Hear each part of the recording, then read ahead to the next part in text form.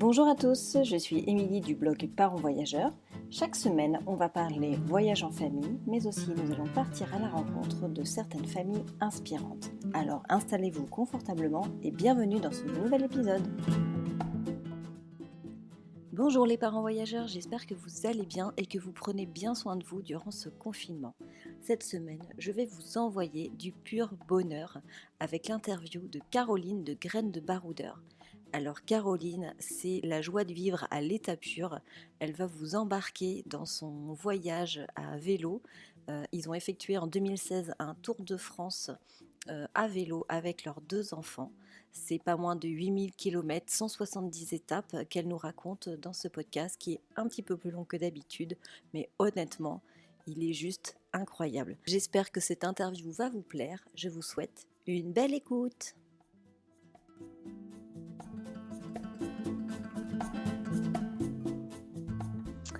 Bonjour Caroline, merci d'avoir accepté mon invitation dans le podcast. Comment tu vas ? Bonjour Émilie, ça va bien et toi ?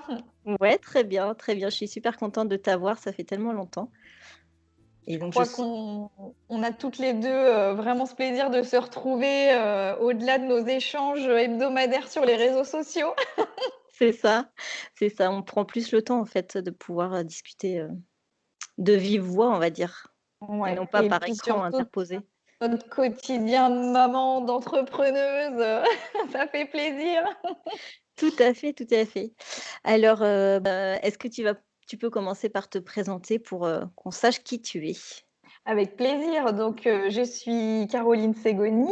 Je suis une communicante tout-terrain, comme s'amusent à me surnommer mes proches. Je suis donc installée à mon compte en tant que consultante en communication. Et dans ma vie plus personnelle, je m'occupe de ma petite tribu qui est installée en Auvergne et qui a une passion assez importante pour les activités outdoor. Donc, avec les enfants, on aime bien, dès qu'on peut, prendre notre vélo, chausser nos baskets, pour partir, gambader dans les volcans en Auvergne ou aux 4 coins de France et au-delà des frontières. Et on s'amuse à partager, toutes ces belles découvertes et jolies rencontres sur, notre blog, que vous pouvez consulter. Voilà, y retrouver avec, plaisir les partages d'expériences. C'est ce qui nous plaît au quotidien, c'est l'interaction avec les gens qui ont cette même passion que nous. Et oui, parlons-en de ta passion et le pourquoi de ce podcast. Tu peux rappeler ce grand projet que vous avez effectué en famille il y a quelques années? Oui, avec plaisir. On était partis pendant l'année 2016 faire un tour de France à vélo quand les enfants avaient 2 et 5 ans. Donc, on est partis le jour où Hugo soufflait ses 2 bougies. Donc, lui était confortablement installé dans une remorque vélo, donc qui est devenue, je dirais, sa chambre mobile, puisqu'il a tour à tour pu jouer, profiter des panoramas qui défilaient sous ses yeux et dormir, parce qu'à 2 ans, on fait encore pas mal de siestes. Et sa sœur, qui avait 5 ans à l'époque, elle était sur un vélo suiveur, avec la particularité de pouvoir pédaler quand elle le souhaitait ou de se laisser emmener par son papa. Et sur les 8000 kilomètres que nous avons fait en 8 mois de voyage, elle en a fait plus de 5000. Donc, le vélo est un petit peu dans son ADN, si je peux dire. Elle s'est beaucoup amusée à nous aider à découvrir les chemins français et à aider son papa à pédaler, parce que on avait une petite particularité pendant ce voyage, c'est que on avait fait le choix que j'emmène les bagages de toute la famille dans des sacoches positionnées sur mon vélo, et Cédric, le papa, tractait Manon sur son vélo suiveur, qui elle-même tractait son frère dans la remorque, ce qui donnait un convoi vélo assez exceptionnel. C'est vrai que ça fait quand même un sacré long convoi, ça devait être quand même compliqué à manœuvrer? Alors le convoi faisait 5,20 m de long, donc ça a été, comme vous l'imaginez, un gabarit particulier à prendre en main et je salue encore, le travail de Cédric à ce niveau qui, avant bien sûr d'emmener les enfants, a circulé, à de nombreuses reprises tout seul pour bien prendre en main le vélo et puis la longueur, mais aussi la largeur, comment braquer, comment anticiper le freinage et il a eu tout un travail de copilotage, on va dire, avec Manon, puisqu'elle-même était active sur le vélo et elle participait justement au fait d'avancer ou à freiner. Donc, ça a été une expérience aussi particulière pour ça, parce on dit que dans la famille, il faut beaucoup communiquer, mais ça a été le cas pendant le voyage, avec forcément un côté, très intense à certains. Je dois vous avouer que le plus voyage n'a pas été le fait de pédaler les 8000 km, mais d'être parent voyageur. De savoir gérer tout l'à côté. Exactement, parce qu'à 2 et 5 ans, je le vois bien par rapport à aujourd'hui, les enfants ont grandi. Aujourd'hui, ils sont beaucoup plus autonomes, ne serait-ce que pour s'habiller, pour se laver. Ils peuvent participer, encore hier, à éplucher des légumes, à faire un repas avec nous. Alors que à 2 et 5 ans, ils ont vraiment, vraiment besoin de nous.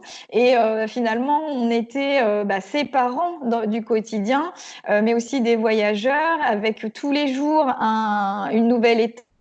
Donc, nouvelle ville à découvrir ou installer la tente notamment. Donc, une grosse logistique, ce qui fait que le voyage a été particulièrement intense et que ça a donné de nombreuses anecdotes. Tu m'étonnes, vous êtes rentrés crevés, non? On est rentré avec des mollets en béton, beaucoup de découvertes qui sont encore vraiment présentes dans l'esprit. Il y a des belles rencontres qu'on a eu l'occasion de faire et c'est la difficulté quand on voyage, c'est d'être dans des rencontres plutôt éphémères parce qu'on vit des moments de vie très très forts avec des gens qu'on connaissait pas encore 2 heures avant, mais on le sait, on pourra pas revoir tout le monde. Mais on a réussi à garder des liens avec certaines personnes et c'est toujours extra de recevoir un courrier ou de recevoir les gens à notre tour chez nous en Auvergne qui nous avaient accueillis aux 4 coins de France pendant le voyage. Ça, c'est très, très fort. Ouais.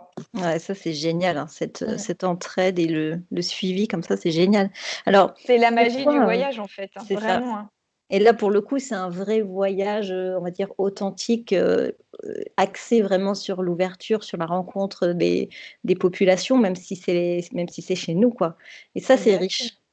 Exactement. Et nous, on avait au moment où on a créé le projet, on a en tête quelque part cet espoir des belles rencontres. Et vraiment, je me souviens d'une discussion qu'on a eue avec Cédric je pense, les premières semaines du voyage, où on se disait que c'était déjà au-delà de nos espérances parce que les gens ont une vraie bienveillance. On entend beaucoup de choses sur les Français et en fait, les gens étaient très accueillants, venaient à notre rencontre. Alors, sans doute aussi motivés par ce convoi intriguant, le fait qu'on circule avec des jeunes enfants, un gros chargement, mais on a eu des vraies belles questions, des gens qui nous ont invités à planter la tente dans leur jardin, à partager un casse-croûte. Et c'est pour ça que je dis vraiment que les rencontres, c'est ce qui a fait du voyage quelque chose vraiment d'exceptionnel à ce point. Pourquoi vous avez choisi de le faire en France, ce périple ?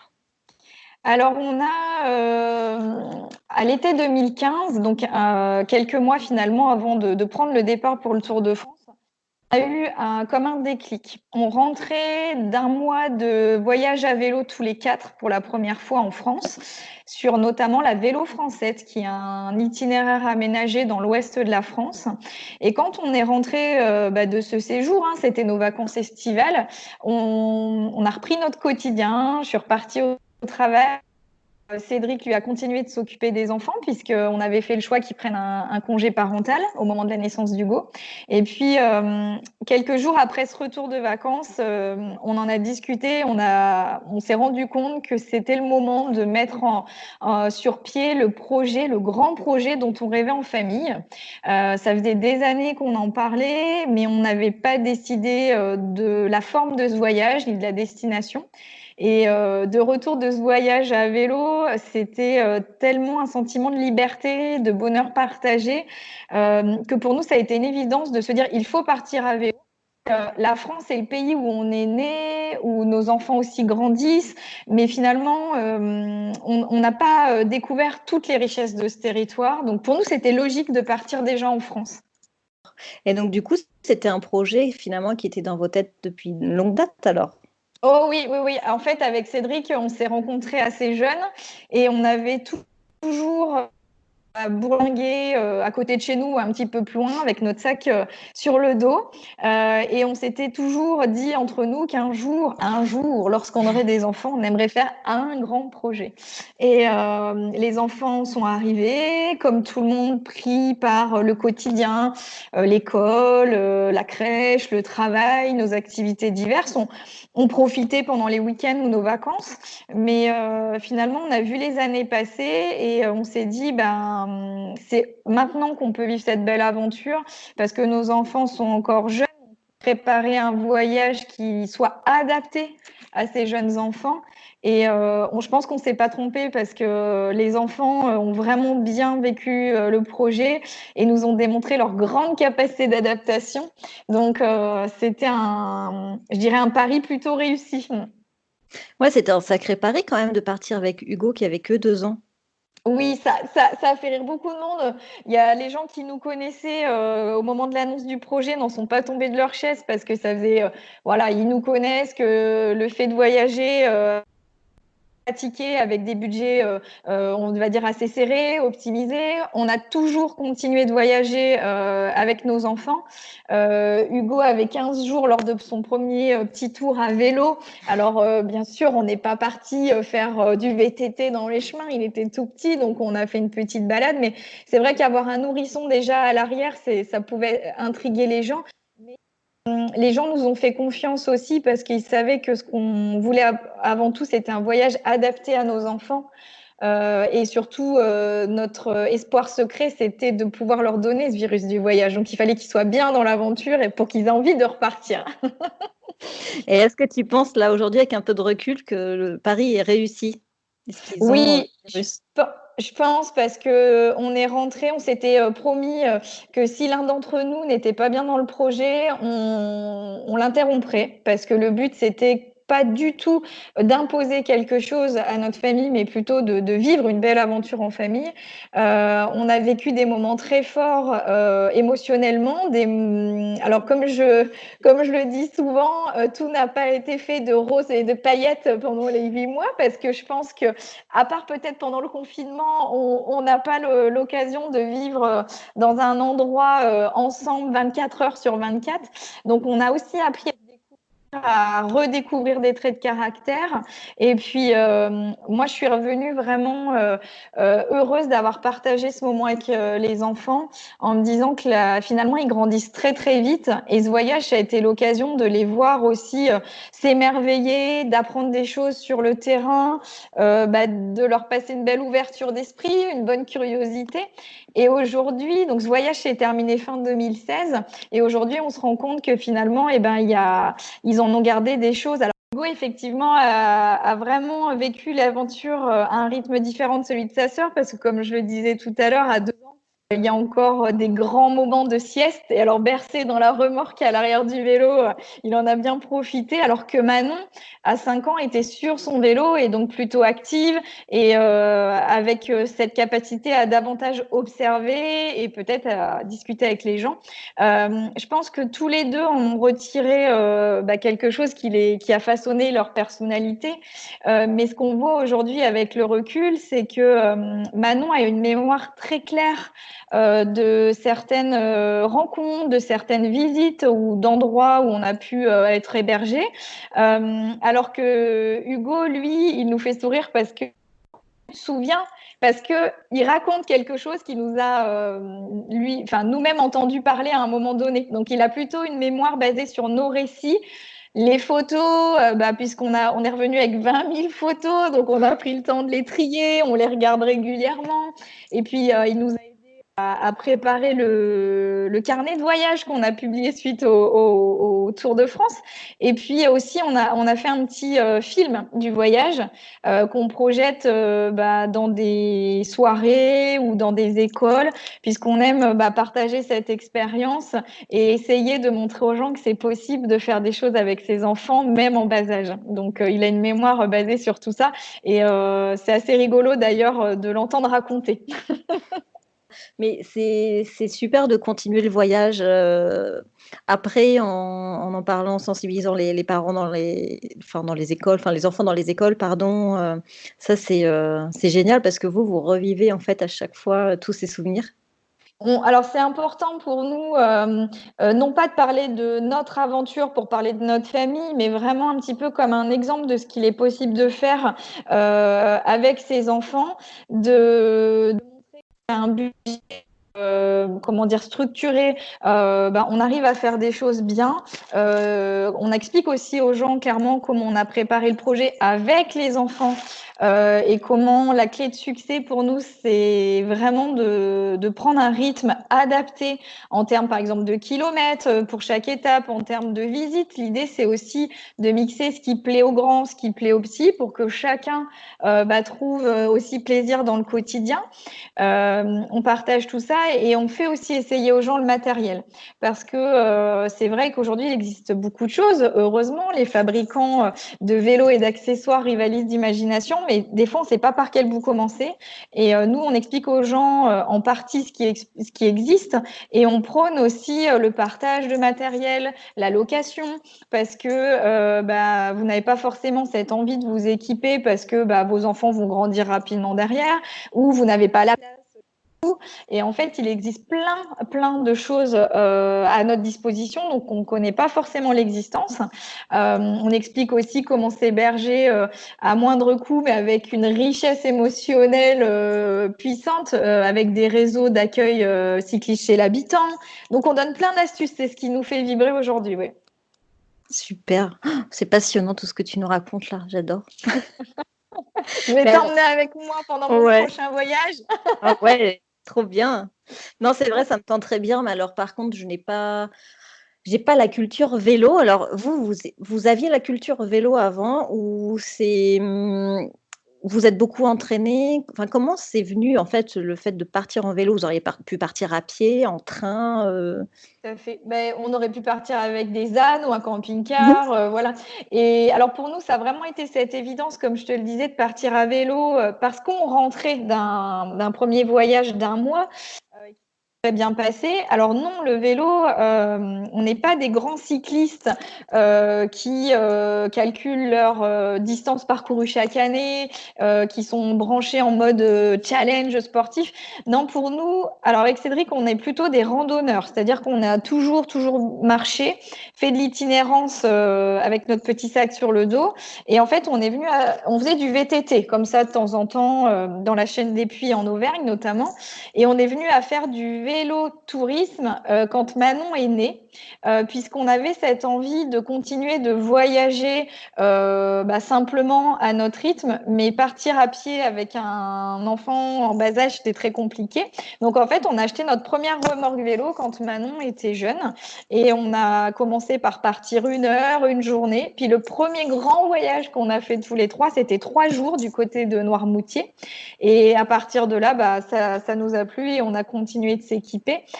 Mais dans cette idée que le vélo est un mode de déplacement doux, notre vision, c'est de se dire qu'à vélo, on va plus vite qu'à pied. Donc pour un enfant, c'est plus ludique quelque part. Il y a moins de lassitude sur une journée que ce qu'on va pouvoir faire sur une petite balade de quelques kilomètres en randonnant. Après, pour nous, le vélo, c'est aussi très souple parce qu'on s'arrête quand on veut pour manger, pour observer. On rencontre beaucoup de personnes, on s'arrête facilement et ça reste un mode vraiment doux pour les familles et c'est pour ça qu'on l'encourage vivement, d'autant qu'on a quand même de plus en plus de sentiers aménagés en France et on essaye, nous, avec notre petite association Graines de Baroudeur, d'encourager encore plus ça. Mais il y a de belles voies vertes qui existent et où vous êtes en sécurité pour évoluer avec les enfants. Ça, c'est ce qui est primordial quand on part avec les enfants, d'ailleurs. Ouais, c'est clair. Et pourquoi pas le choix du van? Est-ce que c'est un choix écologique ou c'est juste vraiment parce que dans le vélo, c'est le côté lent du voyage? Alors pour nous, c'était une évidence et on aime, toujours, faire du vélo avec les enfants. Ce qui est bien aussi, c'est qu'ils grandissent. Donc aujourd'hui, Manon, elle pédale toute seule. Elle a sa propre, bagagerie quand, voilà, on s'évade, quelques kilomètres par-ci par-là. Hugo, lui, il est à présent sur le vélo suiveur qu'avait Manon parce qu'il a grandi aussi. Alors clairement, il aurait, cette possibilité de pédaler tout seul, mais je crois qu'il a bien gardé l'esprit de la remorque vélo. Il aime bien se faire emmener. Et en fait, donc pour la petite anecdote, on s'est équipé d'un cargo bike qui nous permet, qui me permet de circuler avec les enfants à l'arrière du vélo. Et lui, il grimpe dessus sans problème, alors que sa sœur régulièrement, elle me dit non mais je prends mon vélo, ça va. Après, donc on aime bien tester des choses aussi parce que ce qu'on aime, c'est casser cette routine et en se disant qu'on n'a pas forcément besoin d'aller très pour s'évader. Donc, on peut très bien aller planter la tente à 10 km de chez nous un samedi soir parce que il fait beau et que c'est la micro-aventure du week-end. Et la question du van, c'est pas posée en 2016. Par contre, clairement, confidence pour confidence, ça fait partie des projets qu'on est en train d'étudier pour la suite, en se disant que, voilà, avec soit un petit fourgon ou en tout cas une ou deux petites tentes qu'on puisse planter facilement, et ça peut devenir des aventures sympa. Donc, c'est le dossier du moment chez les baroudeurs. On va en savoir plus à la fin. Je te poserai des questions sur l'après et les prochains projets. Et justement, tu parlais des voies vertes, etc. Comment vous avez défini votre itinéraire, en fait? Est-ce que vous êtes parti de chez vous en vélo et voilà, ou vous avez pris un train, vous vous êtes fait emmener quelque part? Enfin, comment ça s'est passé et quel itinéraire vous avez choisi? Alors, pour nous, le principal, c'était de partir pour profiter avec les enfants, donc en sécurité. Donc, on a eu 8 mois de préparation en amont du premier coup de pédale. C'est 8 mois qui peuvent paraître assez longs au premier abord, mais pour vous expliquer, il a fallu justement qu'on prépare le départ sur le plan personnel et professionnel. Donc, on s'est organisé et surtout, on voulait absolument partir à l'inconnu, mais de manière organisée. Si on avait été avec des enfants plus grands ou qu'entre adultes, clairement, je pense qu'on aurait pris une carte, on aurait tracé les grandes lignes et puis on l'aurait fait peut-être beaucoup plus au feeling. Mais là, avec des jeunes enfants et encore plus du fait d'un convoi long, on voulait absolument prendre aucun risque. Donc en fait, on a préparé très minutieusement le carnet de route qui définissait les 171 étapes du voyage. Et de savoir chaque jour de quel endroit on partait et vers quelle ville on souhaitait arriver, en ayant des étapes adaptées au rythme des enfants, avec donc un dénivelé maîtrisé. Le but, c'était pas de se faire mal non plus et d'être écœuré au bout de 2 mois, c'était pas du tout à la volonté. Et surtout d'avoir des journées dans lesquelles on puisse s'arrêter pour visiter, parce que le but, c'était d'aller découvrir notre patrimoine français. Donc par patrimoine, j'entends l'aspect culturel, gastronomique, mais aussi artistique, etc. Et si par exemple, quand on était sur la Loire à vélo, ça aurait été vraiment dommage de ne pas pouvoir s'arrêter pour aller visiter un château, par exemple, parce que si on était sans cette idée de compteur et de temps, on aurait été moins à l'aise, je pense. Donc on avait rythmé les choses et c'est une fois de plus ce qui a contribué à la réussite du projet, c'est qu'on savait chaque jour où on allait, vers quoi on s'avançait. Et de préparatifs à ce niveau parce qu'il n'existe pas de guide pour faire un tour de ses enfants. Donc, on s'est appuyé sur quelques guides qui existaient par région. Il y a des itinéraires qui sont très bien aménagés, comme la Vélodyssée, qui est la plus grande véloroute de France, qui fait 1200 km. qui longe toute la côte atlantique. Donc là, finalement, par exemple, pour ces 1200 km, c'était assez facile parce que les itinéraires sont balisés, ils sont entretenus, il existe des topo-guides, alors que pour passer souvent d'une région à l'autre, il n'y a pas de continuité. Donc ça a été à nous de nous rapprocher des offices de tourisme, des clubs de voyage de vélo, et puis aussi de nous rapprocher de la F3V, l'Association française des voies vertes et véloroutes de France, et de s'appuyer sur toute leur expertise pour nous permettre de tracer un circuit qui nous convienne. Oh là là, le travail de titan, quoi. Ça a été beaucoup de choses et du coup, on partage encore toutes ces données sur notre blog parce que on se dit que tout le monde n'aura pas envie de faire les 8000 km, mais en tout cas, suivant ses envies par région, vous pouvez trouver notre carnet de route détaillé. Donc, c'est sur le blog. D'accord, ouais, donc si par exemple les personnes veulent faire juste une partie de votre itinéraire, ils peuvent en fait. Tout est déjà en amont, les recherches ont été faites et c'est une mine d'informations énorme en fait pour ceux qui veulent faire ça. C'est un gain de temps. On espère que ça puisse être utile aux gens et on dit toujours aux gens, n'hésitez pas à nous poser des questions parce que surtout quand on fait ses premiers vélo tours, avec des enfants, il y a plein de questions sur le matériel.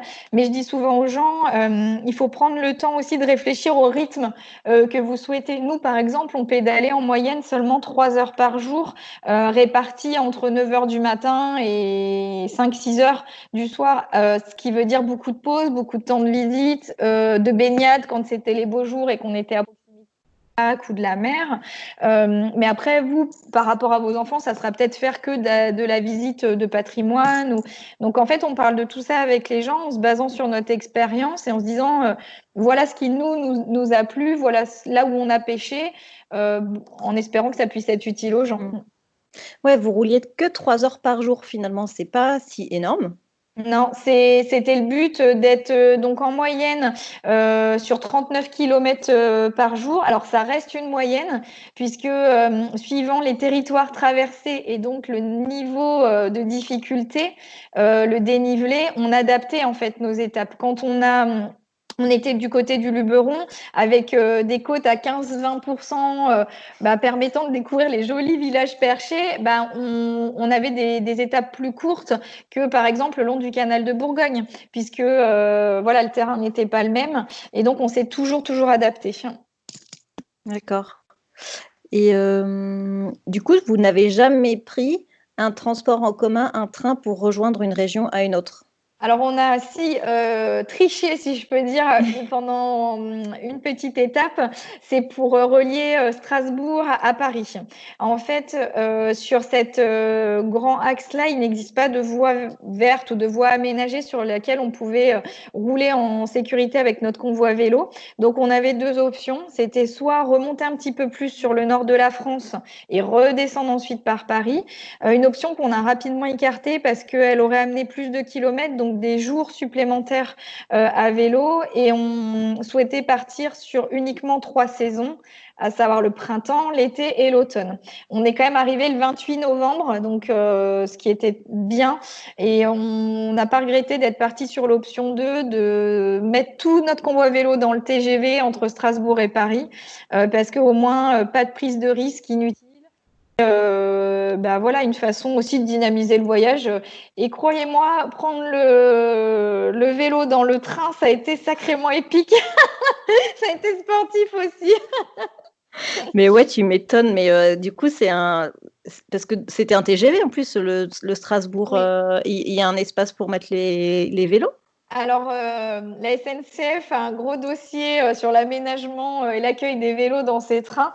Heureusement, effectivement, c'était un TGV et sur les conseils d'autres voyageurs et des conseillers de la SNCF, on avait réservé très tôt nos billets et en précisant effectivement qu'on avait nos vélos avec les contraintes de démonter complètement les sacoches, plier la remorque et puis monter tout sous forme de bagages en fait dans le train. Et je remercie encore nos amis de poser une journée de vacances pour venir nous aider à préparer tout ça et surtout à gérer ici sur le quai.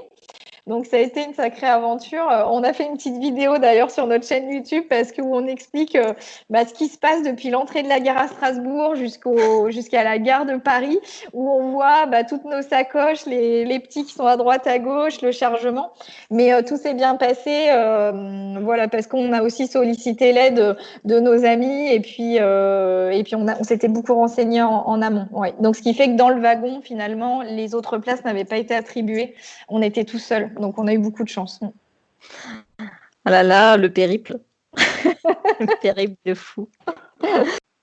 Ouais, tout à l'heure, tu parlais des endroits où vous dormiez. En fait, comment tu as choisi tes hébergements? Alors, on avait effectivement nos 171 étapes, donc on savait chaque jour la destination où on pouvait poser nos sacoches. On avait identifié ces villes d'étapes pour plusieurs raisons. Et la première étant de savoir qu'on pouvait dormir en fait dans cette ville. L'envie première était pour nous d'utiliser vraiment la tente parce qu'on aime le camping et que ça fait partie vraiment pour nous de l'aventure et du dépaysement. Ça a été le cas puisqu'on a passé plus d'une centaine de nuits sous la tente, qu'elle soit positionnée en camping de manière traditionnelle et en arrière-saison, on a été amené à faire pas mal de bivouac parce que à partir de mi-septembre, les campings commencent à fermer. On n'avait pas forcément cette possibilité de planter la tente comme on le souhaitait. Donc, on a fait beaucoup de bivouac en respectant, comme je dis toujours, les règles du bivouac parce qu'on ne s'installe pas n'importe où et on ne doit pas laisser de traces de son passage. On a fait beaucoup d'informations à ce niveau. Mais à côté de ça, pour casser la routine, on a aussi testé tous les types d'hébergements, à commencer par l'hôtel, la chambre d'hôte, les auberges de jeunesse aussi, qui ont été des arrêts sympas et très conviviaux pour notre famille. On a beaucoup dormi chez l'habitant. Alors ça a été un vrai enchantement parce qu'on avait bien imaginé pouvoir s'arrêter chez nos proches. Mais ce qu'on n'imaginait pas, c'est à quel point les inconnus nous proposeraient de venir dormir dans leur jardin, dormir sur leur canapé, dans une chambre d'amis. Il y a une vraie bienveillance des gens, un accueil très positif. Et on a utilisé pour ça notamment le site Warm Shower, qui est un réseau d'accueil chez l'habitant dédié aux cyclistes, où en fait on peut proposer aux gens de s'arrêter, prendre une douche, dormir. Voilà, donc on a été aujourd'hui à notre tour. Enfin voilà, on est des deux côtés quoi. L'autre, l'invité, voilà, c'est sympa. Maintenant, C'est une tu bonne accueilles forme. chez toi Oui. des cyclos qui viennent. C'est ça, qui font leur voyage aussi. Alors, on rencontre des gens qui sont là pour des vacances, des gens qui sont comme nous dans des voyages plus longs, des Français, des étrangers. C'est un réseau international qui est complètement gratuit et qui permet de mettre en relation des gens qui proposent un toit à des gens qui voyagent. Voilà. Donc, je vous invite à regarder. C'est vraiment plutôt sympa et forcément, on fait de très belles rencontres parce qu'on partage des expériences et c'est très enrichissant. On confond beaucoup de points de vue parce qu'il peut y avoir autant de voyageurs que de destination. Voilà, chacun vit le voyage aussi différemment, donc c'est ce qui est chouette. On s'imagine pas en fait qu'il y ait tout un système et tout un réseau en fait derrière ça. Enfin, nous, on voyage de manière classique comme beaucoup de parents et donc oui, les hébergements classiques, tu loues un appart, un hôtel, allez, le camping. Mais on s'imagine pas qu'il y a tout ça en fait, Ouais. tous ces réseaux-là, c'est génial en fait. Hein. Et ce qui permet de faire des belles rencontres et puis de voyager avec peu de frais finalement. Nous, on prône vraiment l'accessibilité du voyage à tous. Et alors, je sais que toi, tu parles aussi de la façon d'optimiser la préparation de ces voyages, de comment vivre le voyage. Et nous, ça fait vraiment partie des clés aussi, ces petites astuces, ces petits réseaux qui sont pas forcément très connus alors qu'ils méritent de l'être. Ouais, c'est vrai, hein, parce qu'aujourd'hui, on pense qu'à des grosses plateformes qui ont pris toute la place, alors qu'au final, il y a aussi plein de petites plateformes très sympas où du coup, tu peux trouver des hébergements un peu plus, on va dire, éco-responsables, même si j'aime pas trop dire ce mot-là, mais des plus respectueux. Il y a de belles initiatives, effectivement, et qui sont menées par des particuliers, par des associations, et je trouve que c'est bien de aussi toutes ces idées. Ouais, tout à fait. Et justement, alors tes coups de cœur, parce que alors vous avez traversé quand même donc 170 étapes, c'est ça? Vous avez traversé un Ouais, bon nombre de régions. ouais. Quelles sont tes régions coup de cœur alors? Alors on a, vraiment, on n'a pas été déçus par la destination française qu'on avait choisie parce que souvent les voyages au long cours amènent des envies, de destinations plus exotiques, si je peux dire, et on a vraiment été, conquis, par, tout ce patrimoine qui existe en France. Moi, j'ai eu 2 gros coups de cœur. C'est vraiment, la destination du Luberon avec, ces vraiment, magnifiques paysages, qui ont fait chauffer les dénivelés qui ont fait chauffer nos mollets, mais qui, quand on arrive sur les villages perchés, nous redonne toute cette énergie pour continuer d'avancer. Et puis la Normandie. Alors moi, je suis née en Picardie, donc la Normandie, j'y suis allée régulièrement avec mes parents quand j'étais enfant, mais j'avais pas eu l'idée, j'avoue, d'y retourner en étant devenue adulte, parce que c'est vrai qu'au premier abord, c'était pas une destination so sexy. C'est un de mes coups de cœur parce que des paysages en l'espace de 50 kilomètres qui changent, des couleurs différentes au fil de la journée, liées aussi à la nature, liées aux conditions météo, et gros coup de cœur aussi pour la gentillesse des habitants. Alors je pense aussi que cette destination a été forte pour moi parce que Manon a fait ses premières brasses toute seule à Étretat. Le 16 septembre. Alors, j'ai fait sourire beaucoup de personnes à qui je dis arrêtez de dire qu'il fait mauvais. En Bretagne et en Normandie, le 16 septembre, ma fille se baignait. Voilà, mais pour moi, vraiment une grande bouffée d'air sur cette région, et j'en ai vraiment pris plein les yeux. Et vraiment, j'ai envie d'y retourner avec plaisir. La Bretagne et la Normandie, c'est juste trop beau, quoi. Mm. C'est une parole de Normande, hein. Ouais. Quand on y est allé, on a envie d'y retourner. Ça, c'est certain. Moi, je suis, de la basse Normandie et elle est complètement différente de la haute Normandie, Mm. par exemple, et c'est vraiment presque comme si c'était 2 régions différentes, Oui, et c'est vrai que c'est superbe, quoi. Il y a vraiment plein de choses à voir, donc on est tu me bien rediras d'accord. quand tu y retourneras. Avec plaisir. Et quelles sont les régions, que tu as été où tu as été déçue? Alors, c'est pas forcément déçue, mais tu as moins accroché peut-être, ou qui t'ont pas laissé un souvenir, dingue? Honnêtement, j'ai pas eu de déception parce que je voyage à vélo en l'espace d'une ou 2 journées. On peut vraiment avoir des paysages complètement différents, et j'ai aimé pédaler vraiment en race campagne, comme j'ai aimé arriver dans une ville qui me permettait d'avoir cette réponse à mon envie de découvrir. Je suis une fan de patrimoine bâti. Et en fait, finalement, à vélo, ce qui est chouette, c'est qu'on s'arrête pour regarder un monument historique, on s'arrête manger une glace sur un banc, boire un petit café à la terrasse voilà, d'un petit troquet. Et finalement, en ralentissant aussi le rythme, on s'approprie mieux les éléments, et je crois que chaque chose est sympa. Pour même les jours de grande galère qui ont été très peu nombreux, mais on a eu en tout et pour tout une dizaine de jours de mauvais temps pendant le 3 orages, donc c'est-à-dire qu'en 8 mois de voyage, rien, vraiment peanuts.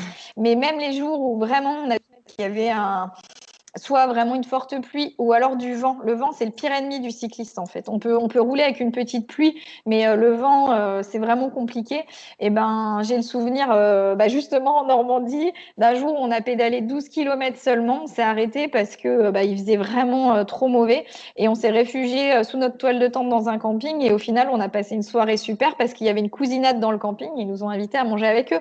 Donc finalement, chaque situation, même quand on va dire c'est pas la situation qu'on imaginait, on y a trouvé quelque chose de fort. Donc non, j'ai pas le souvenir d'avoir été déçue.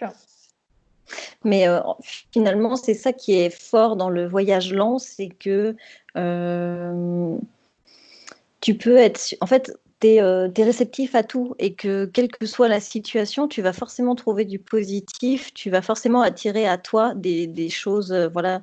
Enfin, tu vois, c'est quand même un Complètement peu d'accord. improbable. Qui est-ce qui organise des cousinades dans un camping, s'il te plaît?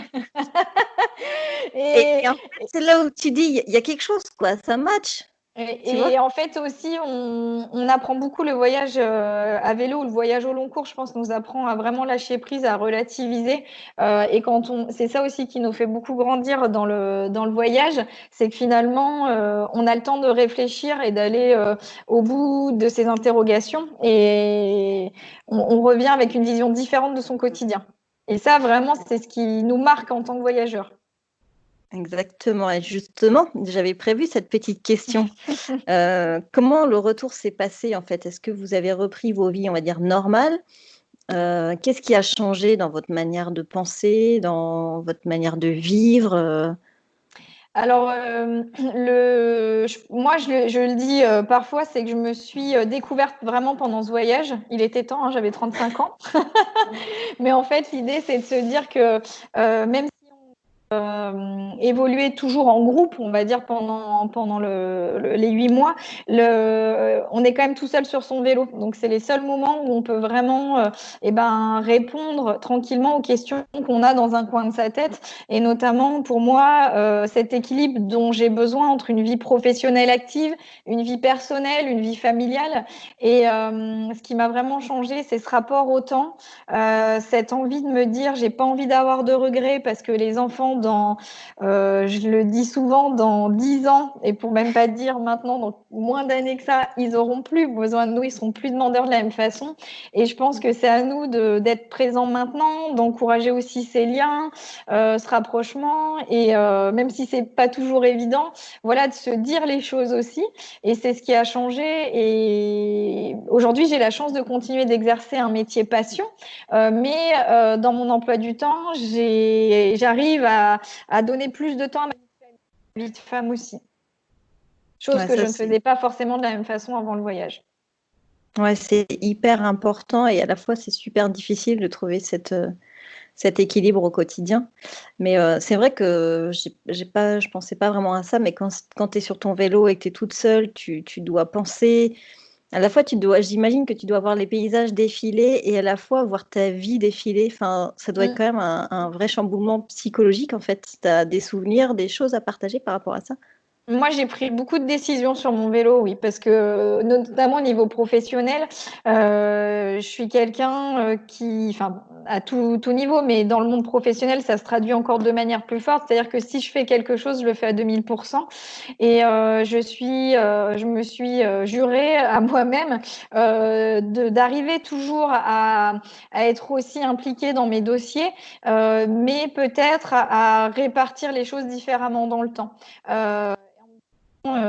C'est une nouvelle organisation à prendre, c'est un autre rythme de vie, mais c'est ce que je veux pour atteindre, entre guillemets, un juste équilibre entre la vie personnelle et professionnelle. Et ça, je le garde en tête quand des fois je suis à nouveau dans ce sentiment d'être trop happée par mon quotidien et de me dire, je reviens à faire les choses d'une façon qui ne me convienne pas. J'arrive à me dire stop et à me raisonner de manière complètement lucide par rapport à ce que je faisais avant. Et finalement, moi je le dis vraiment sincèrement, pendant ce voyage, j'ai vu grandir mes enfants, mais j'ai vu grandir également. C'est un voyage intérieur, que tu retrouves pas dans un voyage, je veux dire court, mais dans un voyage où tu es, à l'affût d'aller, visiter des spots, des Mm. incontournables, où tu coches en fait, une liste des choses à faire en fait, C'est ça. complètement différent. Et c'est ce que permet vraiment le voyage au long cours finalement. Parce que même quand on a la chance de prendre 2 ou 3 semaines de congé, on déconnecte pas dès le premier jour. Enfin, moi, j'ai pas cette capacité à déconnecter du jour au lendemain. Rien que sur le voyage, il nous a fallu près d'1 mois pour essayer d'adopter un rythme différent et d'être vraiment bien dans ce mode de vie un petit peu nomade et de lâcher prise. Donc, en 2 ou 3 semaines, on arrive à faire une coupure, mais on n'arrive pas, enfin en tout cas pour ma part, à être aussi en phase avec soi-même, je trouve. Tu pas la première à me dire ça, j'avais interviewé, Sandrine de Voyage et Enfants, qui Oui, m'avait dit aussi la même chose, par rapport à son voyage l'année son dernière et grand qui m'avait voyage, oui. ouais, qui nous avait aussi partagé ça, cette difficulté à déconnecter, on s'en rend pas compte en fait, mais On ferme pas la moi, j'ai toujours ce souvenir d'avoir fermé la porte de ma maison et beaucoup de gens qui m'ont dit: «Ouah, ça y est, c'est parti» et oui, c'est parti, mais en fait, on n'a pas fermé cette porte et 1 heure après, notre cerveau s'est pas mis tout de suite sur le mode voyage vélo. On était tellement dans cette phase, de l'école, du travail, des préparatifs que finalement, on avait aussi accumulé une sorte de fatigue et il a fallu qu'on se mette au clair avec nous-mêmes sur le fait qu'on allait prendre un nouveau rythme dans le voyage parce que c'est important de garder des repères, surtout quand on a des enfants, mais pour aussi être conscient que nous, on était partis pour une parenthèse de vie de 8 mois. Et avant même de partir, on savait que ça serait qu'une fois ou deux peut-être dans notre vie, qu'il fallait le vivre pleinement. On avait peut-être un petit peu trop de pression à ce niveau-là. Et on a appris à prendre le temps et à se poser, et ça, c'est très, très important. Ouais, et puis les enfants le ressentent, puissance 1000 en plus, hein. Oh oui. Donc tout à l'heure, tu nous parlais, d'un petit projet qui germait dans ta tête. Tu peux nous parler un peu plus de tes prochains projets de voyage en famille ou solo ou tes prochains projets, de manière Alors, générale? dans les prochains projets, donc bon, avec le confinement, il y a beaucoup de choses qui ont été un petit peu bousculées, mais on se réadapte, il y a aucun souci. On va renouveler l'expérience dernier, à savoir, avec Manon, repartir, un petit peu à vélo toutes les 2 sur une expérience, maman-fille avec notre petite bagagerie. On en a reparlé justement il y a quelques jours et on va continuer un petit peu notre périple, ensemble. Après, donc avec son petit frère, on va repartir sur d'autres activités. L'idée, c'est d'avoir un temps aussi avec chaque enfant, c'est pour moi important. Et puis, j'aimerais vraiment, alors je pense qu'en 2020, ça risque peut-être d'être compromis vu la situation, mais réaliser un premier voyage toute seule. Ça, c'est quelque chose vraiment que dont j'avais pas eu l'envie. Et là, ça s'impose un peu à moi comme une évidence. J'aimerais partir même que quelques jours, mais vraiment pour tester cette aventure toute seule, avant de repartir en famille, puisque bon, moi j'adore quand même partir en famille. Et l'idée là, c'est d'être sur peut-être fourgon, un petit camion aménagé. Ouais, donc on a pas mal de projets sur ça. On lit beaucoup de magazines, on lit beaucoup de blogs à ce sujet. Je suis une fan, moi, de la famille Little Barouding qui voyage avec une tente de toit sur son 4x4. C'est des choses qui me plaisent bien parce que finalement, on peut même partir carrément un soir de la semaine où il fait beau et revenir le lendemain travailler et être à l'école. Voilà. Donc ça me plaît bien et c'est surtout ça qu'on cogite un peu en ce moment. Et puis C'est vrai c'est qu'il y a fun cette aussi de se dire qu'on déplie une tente un peu n'importe où comme ça, au bord d'une rivière, dans une forêt, voilà. Donc oui, c'est une autre forme de voyage. Et puis après, voilà, on aimerait bien aussi pouvoir repartir avec les baskets aux pieds et randonner. Donc du coup, ça va le permettre aussi. Hugo, ça va. Je pense que c'est pas un dingue de vélo, mais il aime bien marcher, donc il y aura moyen de faire des petites choses sympas. ça compense. Mon idée, tu vois, c'est de se dire, on n'a pas besoin de passer déjà une journée dans les transports pour aller quelque part, mais plutôt de se dire, on prend une destination pas très loin, on en profite et on se retrouve, en fait. C'est ça qui est important. Oui, tout à fait. Est-ce que tu aurais un petit conseil pour les parents qui souhaiteraient se lancer dans l'aventure et qui hésitent encore? Le conseil peut paraître simple, mais c'est de bien préparer en fait son projet, sa petite expédition, pour se sentir à l'aise, parce que si vous êtes bien, vos enfants le seront aussi. Et puis surtout de faire confiance à vos enfants, ne pas se mettre des barrières sous prétexte qu'ils sont trop jeunes, qu'ils ne connaissent pas l'activité ni la destination. L'enfant, nous, ce qu'on a pu observer, constater, c'est qu'il a besoin d'être en sécurité, d'avoir une bonne hygiène et une bonne alimentation. Et à partir du moment où il a déjà ces éléments-là, que ça soit chez vous, que ça soit à l'autre bout du monde, voilà, il vous suit. Donc, moi, c'est la préparation et si possible, de préparer avec ses enfants. Parce que du coup, on les implique, ça les motive d'autant plus. Oui, ils se sentent pas embarqués dans un projet dans lequel ils sont pas acteurs, quoi, en fait. Exactement. Ils mettent leur petit, grain de sel dans l'histoire. C'est ça. Est-ce que tu aurais un petit mot de la fin, à nous partager sur ces belles paroles? Merci déjà, d'avoir partagé ce moment et j'espère, pouvoir continuer de répondre à vos questions. C'est le but, faut pas hésiter, à m'envoyer un petit mail, par le blog, par les réseaux sociaux et puis, j'ai surtout envie d'entendre vos récits d'aventure, vos expériences à mon tour. Bon, Ça merci marche. beaucoup, à Merci Caroline. bientôt. À bientôt. Salut. Ciao. Salut. Alors j'espère que ce podcast a tenu sa promesse d'envoyer du pur bonheur. J'espère que ça vous a plu, j'espère que ça vous a inspiré pour la suite. En tout cas, moi j'ai trouvé ça vraiment super génial. En plus Caroline est une amie et c'est toujours un plaisir d'échanger avec elle. Si vous avez aimé ce podcast, la manière la plus simple de le soutenir, c'est de laisser 5 étoiles et un petit commentaire sur votre plateforme d'écoute. Et en attendant, moi je vous dis à mercredi prochain. Allez, ciao ciao!